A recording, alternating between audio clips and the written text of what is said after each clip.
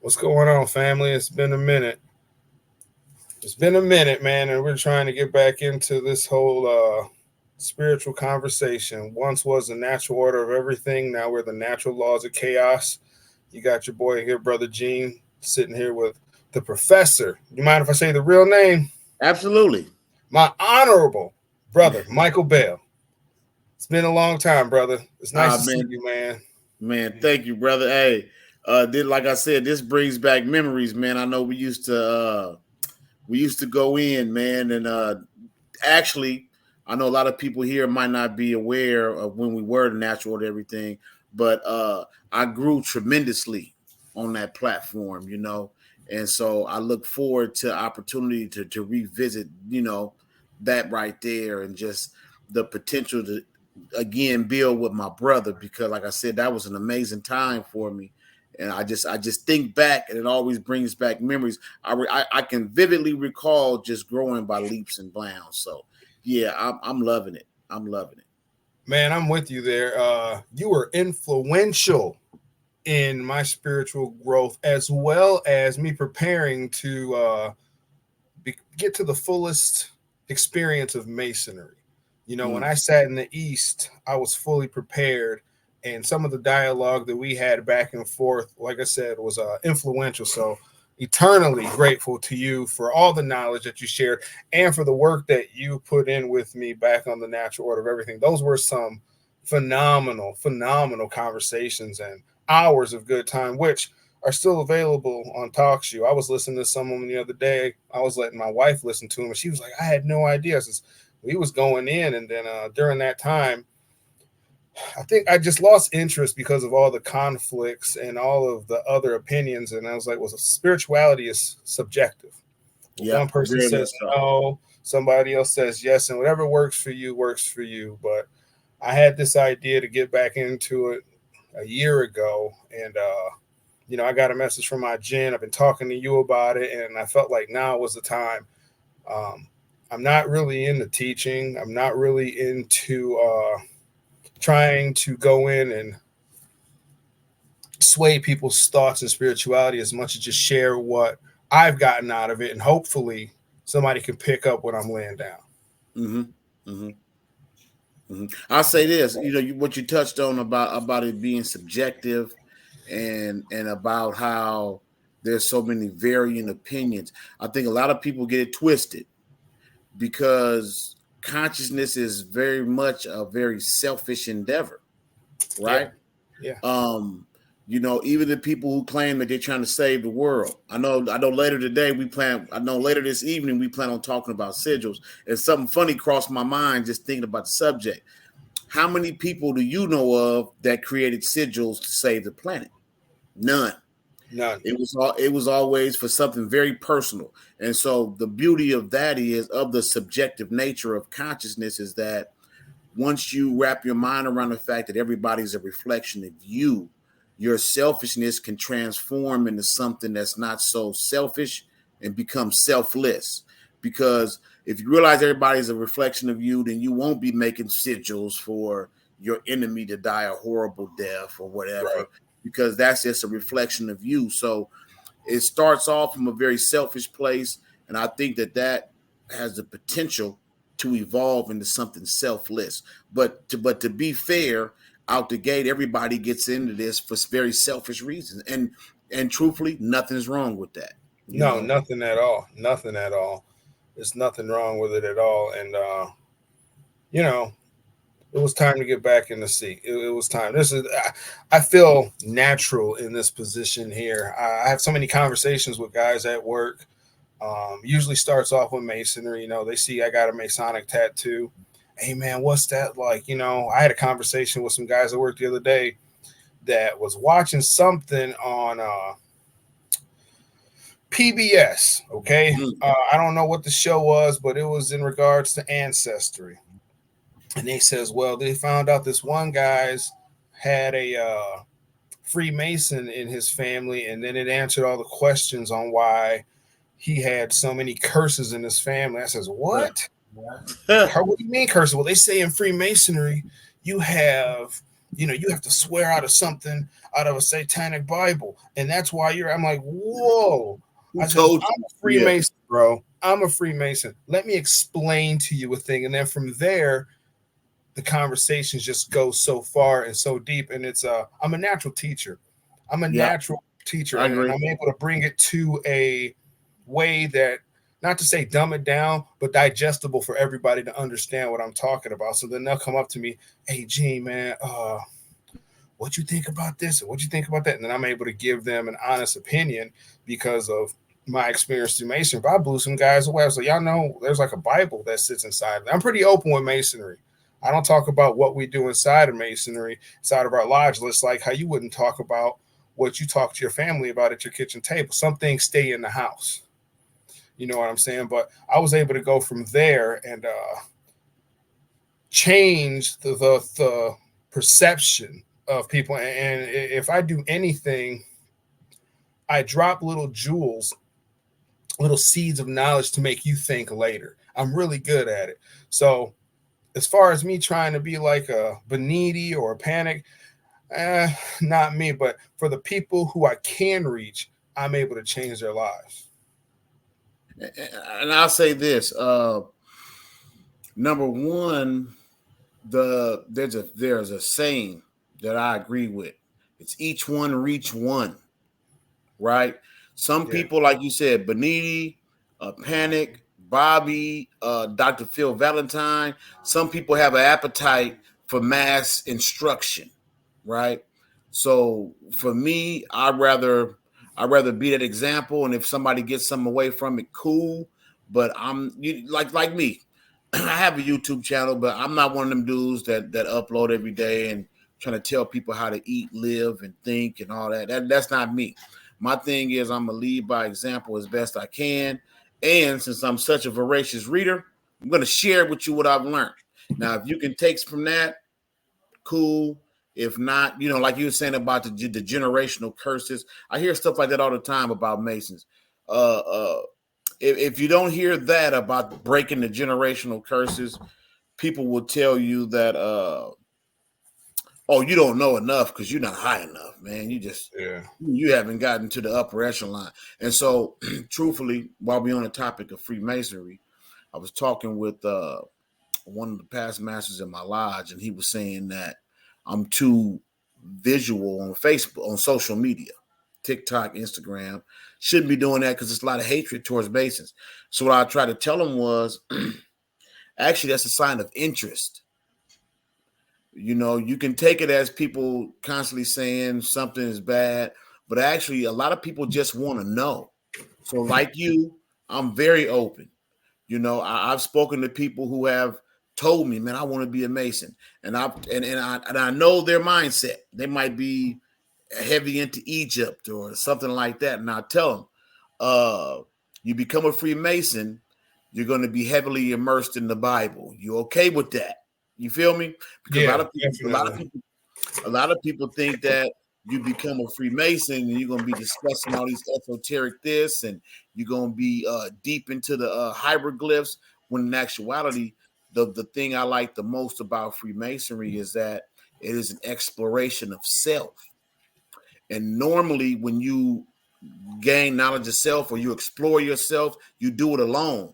Freemasonry allows you a platform where you can explore yourself around a group of other people because everybody might not be on your wavelength. Some brothers is there just for the fellowship. Some people there for the Christian aspect. Some people are there for the connections, right? But you're able to gain knowledge of self while around these other different perspectives, and all of that I transmute into knowledge of self. So I definitely understand what you're saying. A lot of people consider me to be a teacher. I don't shy away from the title, but I try not to preach or teach, if that makes sense. No, it does make sense. It does make sense. It's Freemasonry is a good segue into a lot of esoteric conversations. It really is. Because once people understand, you know what you're talking about, and you actually coming from not a conspiracy aspect, but actually being in, you know, actually knowing what you're talking about because you're a member and you're able to explain it to them in a way where it changes their perception of it. they'll start to ask you other questions. They'll start to come at you with more deeper questions because they feel more comfortable now that Mhm. you've already, broken that wall down of, okay, it's satanic. Okay, they run the world. I was like, no, it's nothing like that. Trust me. We don't make any big decision. I mean, we might set up a dinner. we're not ruling the world like how a lot of people think. Hey, Jen joined the G. group. Jen just got in here, but I think he's in the Okay. car, so I think he'll get his audio and visual stuff Once you going get up to here the pretty house. soon. It'd be good to see Hey, him, talk to him, I'm or gonna tell maybe you he got something. talked out. I'm gonna tell you something super funny. So I was having the exact same conversation with somebody, and he said, "If Masons don't run the world, then why are all these politicians Masons?" And I told him something to me that to this day I didn't think about it before, but I told him being a Mason is like having a Costco card. Right. Like having a Costco card. Now, how many people have Costco cards and never go to Costco? I raise my hand because I have one and I barely go. Big So fact. it's not like having a Costco card makes you a Costco shopper. It's saying that I thought it was good, something good to join. A lot of people I know have joined, but that doesn't indicate whether you run the world. So I don't know, but I definitely feel what you're saying. So it's just again, what you just said. A lot of people that I know, especially from being online for as long as we have, a lot of people I know that when they didn't know I was a Mason, when they did find out, it's like, man, Micah Mason? Masons must be cool. Because you would assume that I'd be some Montgomery Burns dude, twirling my mustache and, you know, plotting on how to uh remove the melanin from your skin and put it in pill form, So Right. it's, Yeah, for it's just sure. one of them things that there's a lot of misinformation, and due to the fact that we're in the information age, and this coinciding with the age of Aquarius, right? Hmm. So we have on one hand a lot of information, and then we're entering into the age of knowing. So a lot of people haven't made that transition. What I call the people who haven't made the transition, I call them memologists, because they get all of their information from a meme. Now, memes are like carrier viruses. They do relay information from person to person, but you're not to take a meme at face value. You should do some sort of research and find out. You I can agree. I some agree. memes. Yeah, some memes can give you some really solid information, but you shouldn't just take it and repeat it. You should find a way to make it your own, because we're actually leaving the information age. Because I've heard people say that information is power, and that's not the same. Knowledge is power. And then even when you say knowledge is power, this the mind blowing part to that. If you go back, they always say, "Know thyself, and to thine own self be true." Know thyself, and you will know the gods in the universe. Well, knowledge actually falls into the category of self. Hmm. What I learn about you, what I learn about the Masons, what I learn about Egypt does not equate to knowledge of self. You know Agreed. yourself. And by knowing yourself, you better understand Egypt. You better understand Gene. You better understand Freemasonry. But a lot of people think knowledge is information. Oh, I read, and even then, most people don't even read the whole book. So you listen to a few Bobby Hemmett video clips, and you saw a few pages online, so now you can say, "Oh, I read Morals and Dogma." No, you didn't. You actually saw a meme with that one page up there when you should have got the whole book, read the chapters up to that point, and then read a little bit after, and you have a better understanding of what's being presented. So I just think that it's a natural stage we in right now. It's actually a beautiful place to be in, and you know, I'm enjoying it, man. I'll be honest, I'm enjoying it. Likewise. I find myself running into a lot of conspiracy theorists, man. YouTube is kind of like a gift and a curse. Not even YouTube. You got TikTok, you got Twitter, you got all these other forms of social media, and people are taking some of the stuff that they're seeing and running with it. I mean, seriously running with it. I've seen some stuff on TikTok about Freemasonry that blows my mind. This is why the Masons what did I see? I saw one guy say that this is why the Freemasons aided Epstein in what he was doing because we were taking the blood of children to make ourselves richer. I said, and they're allowing, and you know how many people are gonna see this and Mm-hmm. run with it. I mean, run with it. There was one time I was talking to this cat, and he asked me if I was a Mason. He's like, I gotta stay away from you, man. I gotta stay away from you. I can't. I'm like, you can keep your distance if you'd like to, but why? Man, I know what y'all be doing in them lodges. Have you ever stepped foot in a Masonic lodge? No, but check this out. Went to a YouTube video of some guy that said he was an ex-Mason, and he was an ex-33rd degree Mason, and this is why he was the way he was. Like I tell you right now, he wasn't a 33rd degree Mason. Mm-hmm. Number one. Number Mm-hmm. two, anybody can make any video that they want to Yep. make. Anybody, and you're seeing that because it may correlate with a thought pattern or an idea that you already had, and run with it. Educate yourself so you don't look foolish around people who know what they're talking about. And Yep. some of these conspiracy theorists, man, I think it's almost like, I'm not going to say a drug, but like an addiction. Okay, they're seeing this stuff, they're running with it, and they're making it their new religion. They're making Mm-hmm. it to the point where whatever they see that somebody says something that correlates with them, this is the truth. I'm like, no. How many books have you read about Freemasons? How many Freemasons do you actually know?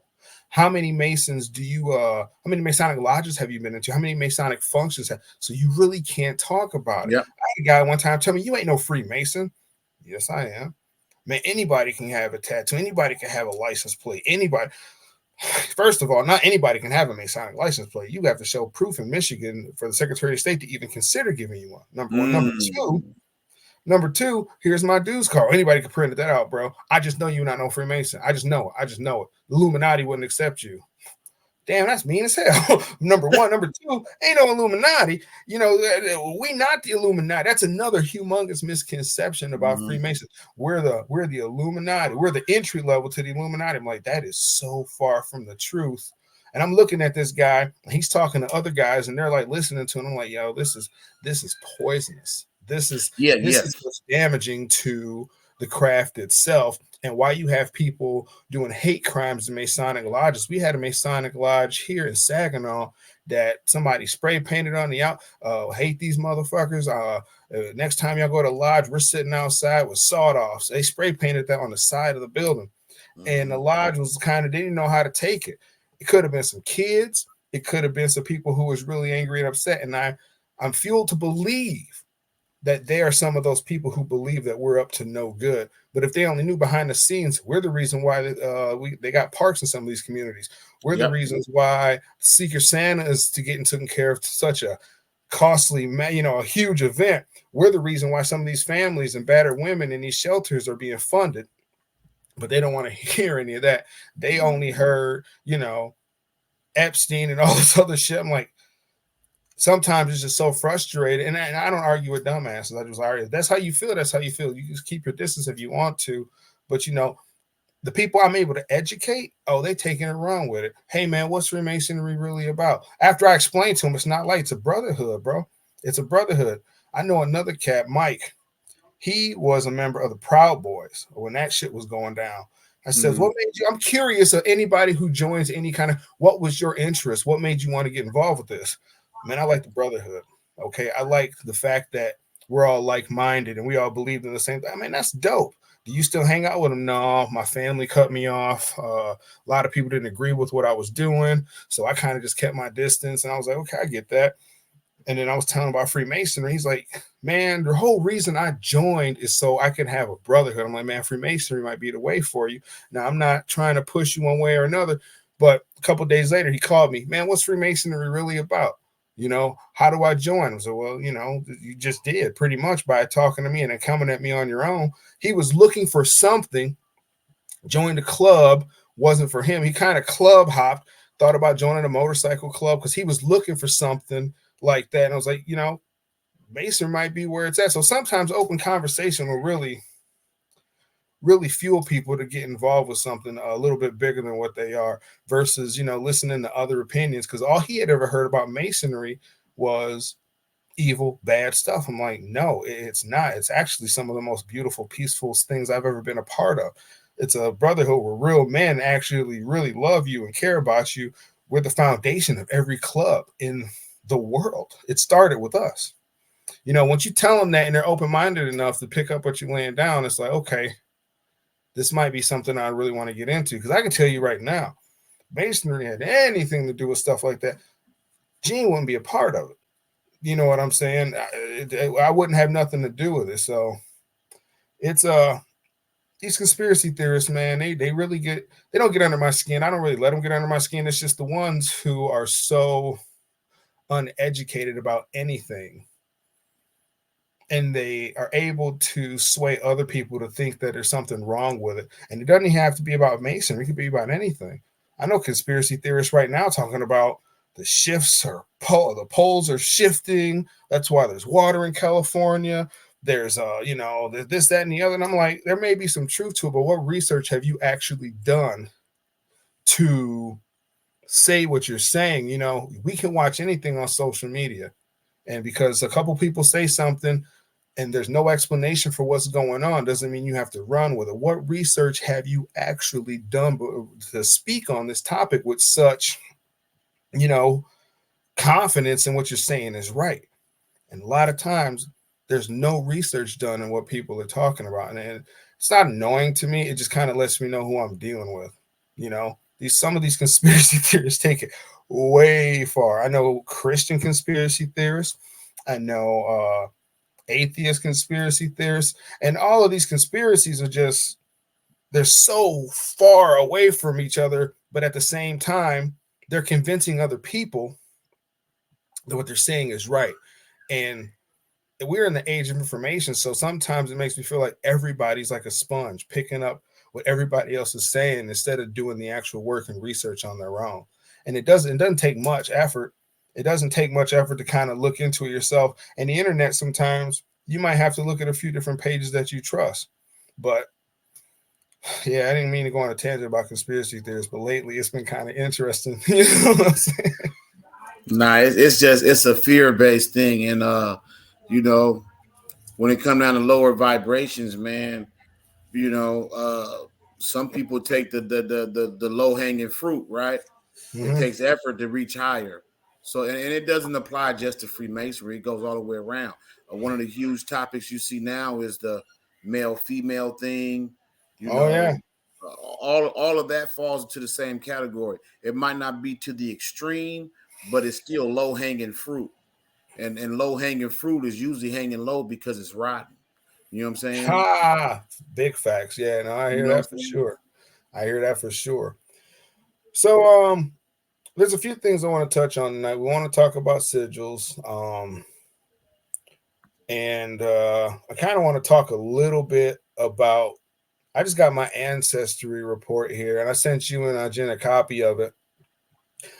Talking to other people about spirituality, someone had to tell me the reason why. Because I found out I'm majority out of all I'm Spaniard. I'm Spanish, which makes sense. Spain conquered Mexico, the Indians, and taught them Spanish and everything else. Where I always thought I was black and Mexican.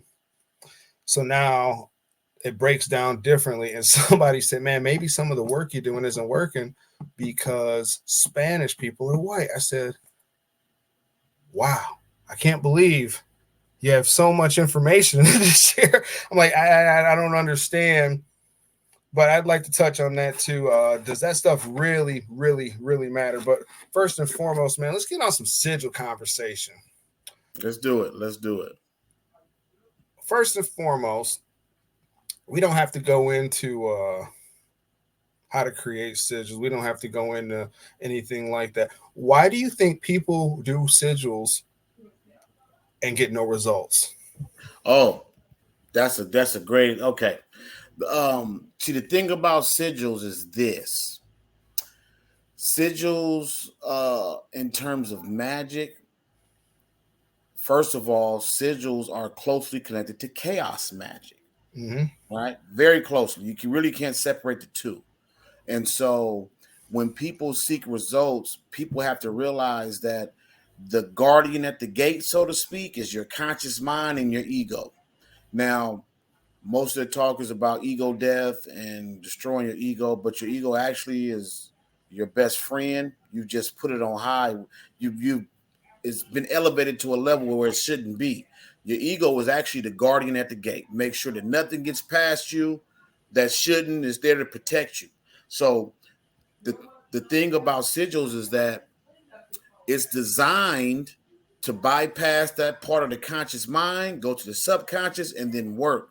So what interferes with sigils is usually people think about it too much. Because really, if you're obsessed with something, sigil's really not going to work. You have to be able to throw it away, because if you're obsessed with it, then it's still here in your conscious mind, it's still at the forefront of your thought. So a lot of the failures that people have had with sigils is, number one, I would say they don't know how to get get rid of it, and then number two, they don't imbue it with that original creative energy out the gate. That's a key component too. You have to embed a lot of creative energy in the creation process. So some people think that if they doodle, it's good. You know what I'm saying? But sigils is something that I found that the more you play with it and practice and kind of tweak it, then you reach that sweet spot. And later, I want to talk about the fact that I've created sigils, lucid dreaming in the astral, and I've had great results. Hmm. Okay, that's what's up, man. That's what's up. I I've done sigils for years, and I've done different type, and I've done them to the point of like putting them on my altar, setting them underneath a candle, dressing the candle. I've done them just real quick in the truck right before I get in the house. Take them, ball them up, light it on fire, throw it in the back of the property. I've done flush them down the toilet. I done, when I really want stuff to work, I've gone and pricked my finger, put a little blood on it, ripped it up, threw it away. I think a lot of times when people do sigils and they say they're not getting the results, like you said, they're overthinking it. They're way overthinking it. You got to set it and forget it. You have to be confident that it's going to work out. And sometimes you got to be able to see that you may have got what you asked for, just maybe not specifically the way that you wanted it. A lot of people are not very specific in the work that they're doing. They're not very specific when they make the sigil. I need money. Okay, I get that. We all need money. But if you do that and you walk outside and you find $2 in the street and they be, man, that shit never worked. Well, it kind of did. You just didn't pick up that $2. You didn't ask for a certain amount. You know what I'm saying? I'm not saying you have to do anything ridiculous like ask for $1 million when you have no capable way of making $1 million either. Sometimes I think people that do things, they set themselves up for failure. I want to be a billionaire. Okay, dope. What are you doing to become a billionaire? Yep. All Yep. you do is tarot card readings online. Okay, you charging $35 a tarot card reading. You know what I'm saying? You're really not going to become a billionaire that way. You got to be able to ask for things that were within your reach, and you got to be specific. And you got to set it and forget it. Something else that I found is, like you said, being consistent when you do your sigil work. You can't. I'm not gonna say you can't. You can do things in emergencies. You can do things when you really need it, but you got to build up to it. Instead of asking for, I need money, I want to meet interesting people. I want to meet interesting people because interesting people might make connections for you, might put you in a position to make more money. Okay. Uh, Asking for $1 million just isn't going to really work out for a lot of people because if it was, you'd hear about it a lot more often. Asking for like 500 or 1,000, something within your reach, that's a little bit more. You'll probably see results like that a lot more, but you got to be specific and be realistic too.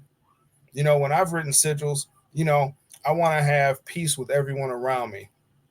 You'd be amazed how guys that I wasn't seeing eye to eye with, and in the business world, it happens. I don't care who you are. I don't care what kind of business. You're never going to have all peaceful days. It's impossible. You can't please everybody. I know I could have had a meeting with some guys that was owning houses that I do remodels for, and I know I was about to go see an asshole. I knew it. And I made a sigil. I want nothing but peace. Walk up, get in the meeting, a little nervous. everything worked out fine. You know, there's been times I'm asking for. One time I said I want to get $100,000 this year, and I did it. What was that 2018, right before it became 2000? What was that 19, right before COVID? I want to make 100 grand this year doing nothing but remodels. That shit worked, but I was already had myself set up to be in those positions. I find it that a lot of people will do things because they jump into spirituality without understanding the flow of spirituality. Nothing happens overnight. You can make progress, leaps and bounds in short amounts of time when you're putting in the work. But like when guys are doing ridiculous things, I had a guy tell me one time that he put semen on his sigil and asked for somebody to die. And I was like, well, that's pretty extreme. What did he do to you? Well, he took my girl from me. And I was like, well, I would have done a sigil that said, I hope they find happiness. I hope I find happiness. I mean, sometimes people just jump to conclusions and do things irrationally and then wonder why it doesn't work out. Now they're living happy. I says, well, I'm not saying your sigil didn't work, but man, just ease into it. Don't just jump right into it asking for things that are out of reach. It's just the universe just doesn't work that way. It's a push and pull. You got to be able to ask for things in your reach. And then once you build that confidence to set it and forget it, then you can ask for a little bit more. Then you can do things a little bit more. Some people may argue with me in that fact, but that is what I have personally seen with me doing sigils. I have logs and logs and logs of things that have worked out for me that was concrete evidence and I could show has worked out. Finding jobs, meeting interesting people. I've even asked sigils to put me in the right space for investing properly. Asking for things, being specific about it versus I need $30,000. Wait 7 days. I ain't get 30 grand. What are you doing to make 30 grand Mm-hmm. happen? You know what I'm saying? Are you into trading like fine metals? Are you into? You will not make. You can make things happen. I mean, I knew a guy. No, it was actually a female that did a sigil and said, "I need money." And a few days later, her baby father paid like $600 on her child support card, and she got like another 300 in food stamps. And she was like, "I am so grateful that I did this." I says, "You were on the right path. Yeah. You were on the right Hey, path." I'll say this to you. I believe it's Donald Tyson wrote the book. I can't think of the title offhand, but just to chime in real quick, the problem that a lot of people have, like how they say there's a celebrity curse, like the Yeah, only way you can get famous, you got to sacrifice your mom, your sister, somebody. Well, I believe it was Donald Michael Tyson that said a lot of people go in making sigils and they say, I want to be rich. And then all of a sudden their uncle dies and the uncle left them some money. yeah, yeah, yeah, So that was your favorite uncle. No, you didn't want him to die. So the thing is, you have to realize that's why when you're doing sigils or any kind of magic, you have to be very specific and you have to have the outlet for the outcome. Because if not, let's just so happen that this the thing called the Swiss cheese effect. I don't know if you ever heard of it. It's yeah, called the Swiss cheese effect, where all these different holes can just randomly line up, and so what you're asking for, you're actually going to get. Let's just say that the Swiss cheese effect is in play, and you ask for something outlandish. It might just result in, I don't want to call it a coincidence, but let's just say something does happen. So I would just say for anybody that's curious about sigils, let's say that you've already started, you're on the path, you want to be creative as possible. You want to have an outlet because sometimes, like you said, people ask for $1 million. You don't even got a job. yeah, Uh, at least play lotto. At yeah. least find a way so you could say, okay, I play the daily three I pick three every day. I want to hit for 20,000 on the pick three. That's better than to say I want $1 million and you don't Mm-hmm. got a job, you live in somebody's basement or you're leeching off your mom or your baby mom. So being specific is very, very important because that's the only way that it's going to manifest because you cannot get around the work. Now, the only shortcut to the work would be like, again, your favorite uncle dies. Yeah. You didn't plan on it. That's not what you wanted, and it happens. And that makes a lot of people say, I'm done with magic. I wanted this. I didn't want it like that. So I think that the part about being specific is very important, because the thing that we call magic, this glue that binds everything together, our subconscious mind is a gateway to that power, whatever that is. I've read books that said that dark matter and all that is tied into the subconscious mind. But the bottom line is, and this is my personal understanding, we all share the dream. The dream is connected to our subconscious mind. So this well that we tap into is actually interlaced with everything and everybody that we know. So you want to be mindful of that. So you're creating a sigil. Again, I had a friend that I can't make this up. He only wanted to learn to astral project so he could astral project and go and torture his baby mom. That's all he wanted to do. He wanted to astral project. He wanted to go into her dreams, and he wanted to drop her off buildings and just torture her. That was his sole goal. And so again, like we said at the outset, first you have to realize everybody's just a reflection of you. The lessons lead to the blessings. So if somebody you felt did you wrong or dirty, and you still here to talk about it, it was something that if it didn't make you stronger, it definitely made you smarter and wiser. So Yeah. the thing about sigils is, now you know what? I'm gonna switch it up a little bit. I'm not gonna hog the mic, but I want to switch it up. I believe it was. Have you ever read the sigil book by Frater UD? I have not. Just I've Oh, read the Philip Cooper and a couple other ones, but Philip Cooper's was pretty good. now trust me, Frater UD and Austin Osman Spare. You familiar with him? Hmm. They were some of the Frater UD wrote his book off of Austin Osman Spare's book. They were some of the first people to go in on this subject, believe it or not. Even though we know that sigils stretch back to the written word is actually a sigil. However, Austin Osman Spare wrote the Book of Pleasure. If you ever get a chance, read it. It's not a very long book. That book, and again, Austin Osman Spare was he was around the time of Crowley, maybe before Crowley. He didn't get as much notoriety, but he went just as deep and just as hard. His book, The Book of Pleasure, it's all about sigils and how to access sigils and how it connects to the subconscious mind. Dope read. So the thing I'm saying is that I lost my thought. I'll get back on track. But I just wanted to say that the with sigils, you have to realize that it's a conversation directly with the subconscious mind. This is your powerhouse. Magic is defined as the ability to shape or change your current reality. So people don't realize it, but our subconscious is what's driving our vehicle, our body, subconscious mind. I forget the number, but I want to say it's over 75% of what we do is dictated not by the conscious mind, but by the subconscious mind. Hmm. So if you can input new data into the subconscious mind, you will begin to experience new things. You will begin to live essentially a different life. Because that's the only way you can change your stars. Because that's why we look at so many people and we say that person's on autopilot. Really, they're not on autopilot. The subconscious mind is just turn left here, park here, go to work, get groceries, go home. And that's it. The ability to go into your subconscious mind and input new data, that's magic. Now people don't want to hear that. People want to think that magic is semen on a sigil.